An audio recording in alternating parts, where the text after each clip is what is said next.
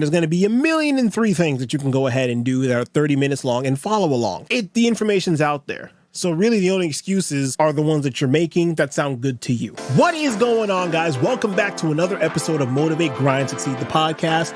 And this time in a tank top if you're watching the video, because I got lazy and didn't feel like putting on a proper short sleeve shirt today. But it's all right, because we're still here to empower you to level up your life in faith, fellowship, fitness, and finance, where each episode is going to be packed to the brim with high performance habits to help you to thrive. Guys, if you enjoy the show, please leave a rating and a review, as it really does mean the world to us. And if you guys want to see the show notes or anything from this episode that we mentioned, check out this episode's description. It's all going to be linked down below. And today we're going to be talking about how to quit social media and not be bored. If you remember back from episode 131, where we talked about restraining from social media, we went through some ways you can help yourself to restrain yourself from social media, but I found I didn't really dive enough into the alternative. I gave you tips on how to stop using it, but not enough tips, I feel like, to actually help you replace the habit. So what I want to do today is rekindle that and go back to that a little bit. So if you didn't listen to episode 131, pause this episode, go back and listen to 131, then come right back and listen to this one, where we're actually going to talk about some alternatives that you can do. That you can fill that void that social media had and now it no longer has on you. So we're going to go and talk about those things. And I have 7 different ways that we can go ahead and quit social media.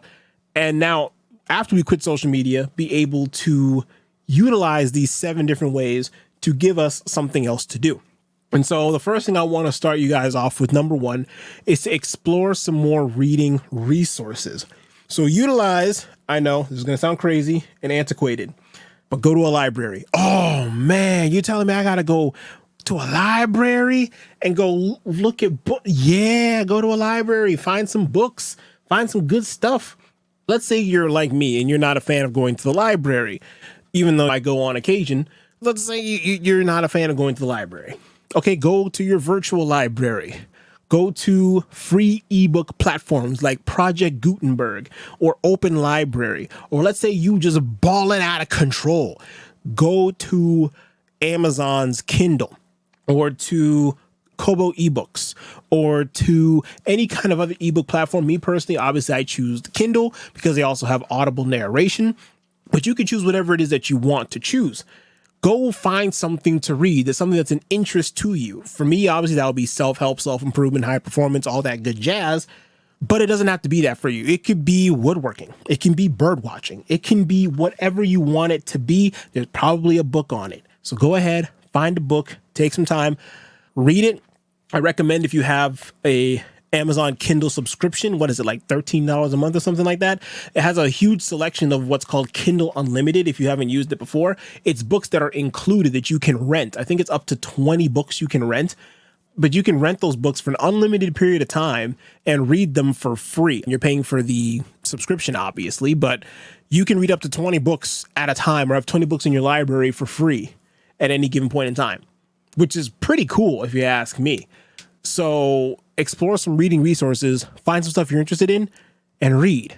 Number 2, let's say you're not into reading.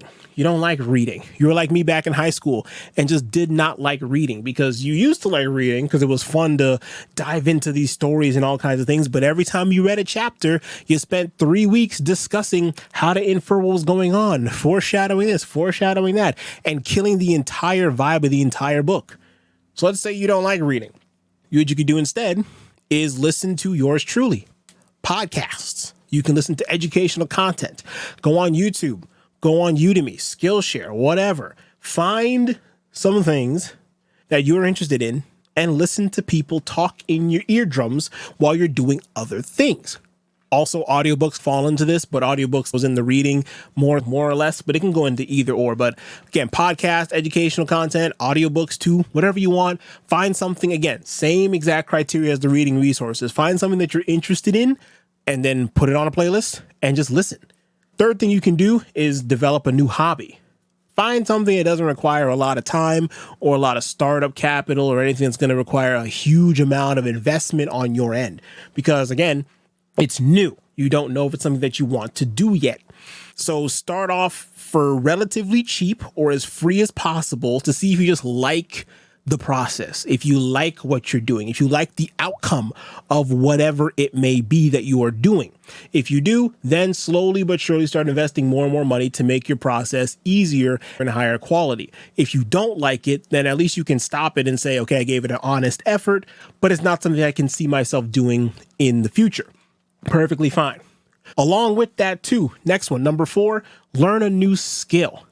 This kind of goes hand in hand with the educational content to an extent. If you want to learn something new, some kind of new skill, you can go read books, which is point number 1, and listen to content, point number 2, about your new skill, point number 4. See how these all are putting together now? Learn something new. As I said before, obviously they're not sponsors of this, but Skillshare and Udemy are ones that I personally use.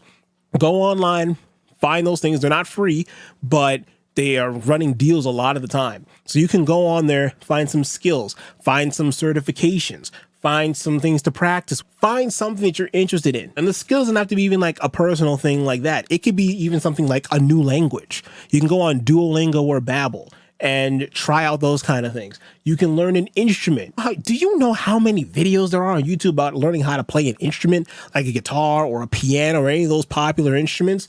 You can go learn an instrument. You can go learn a craft. You can go learn woodworking. You can learn birdhouse building. You can learn bird watching. You can do small electronic repair.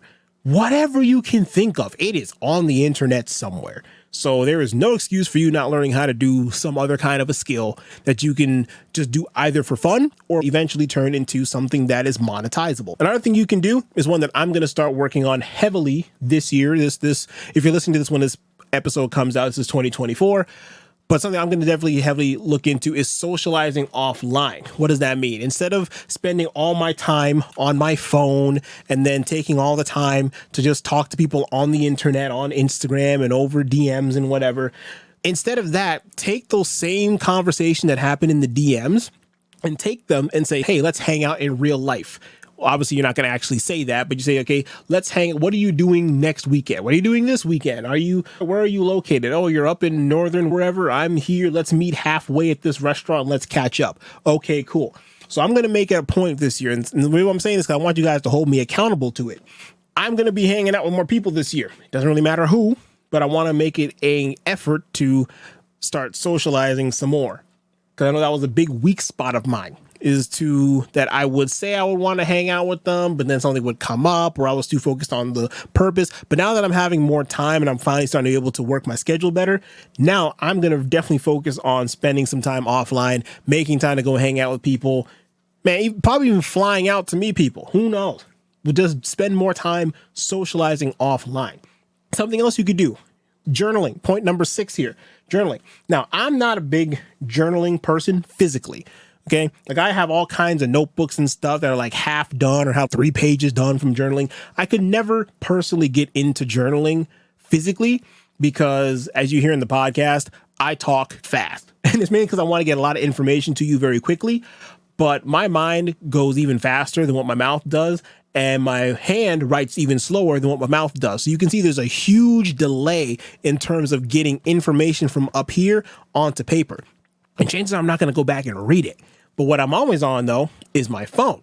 So what I can do and what I usually do is I'll take my phone at the end of the day, or days whenever I feel like it, not even every day, days I feel like it, I'll go on, especially if it was a long day, I'll go on to the voice recording application on my phone and then just hit record and then just start recording. Kind of like I do for the podcast. Just when I have an episode idea and I have some main points, hit record and start recording. Same thing for the voice recording. Just do that and then label it like voice journal or audio journal or something like that, where then I know I'm going to be in my phone a lot more than on a piece of paper. So I can go back and look into those journals.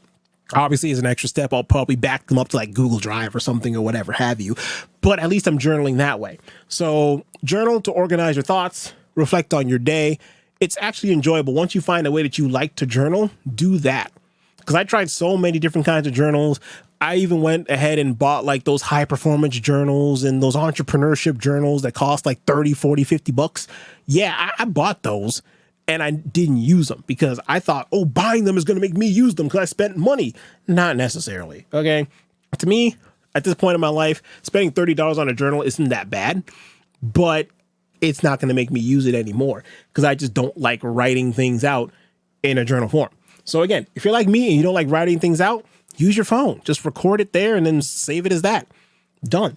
And lastly, this one, point number 7, can be, depending on what your skill might be, is to have a DIY project. Again, if you're someone who is, let's say you want to learn podcasting, like what I'm doing right now, your DIY project could be start a podcast. Let's say you like working with your hand, you're more craftsy, you like building things, and you're more into woodworking. Go ahead and build a treehouse. Or let's say you're more into the mechanical side. Go ahead and dismantle your neighbor's old lawnmower you took off their hands for $20 and go ahead and create a go-kart or something.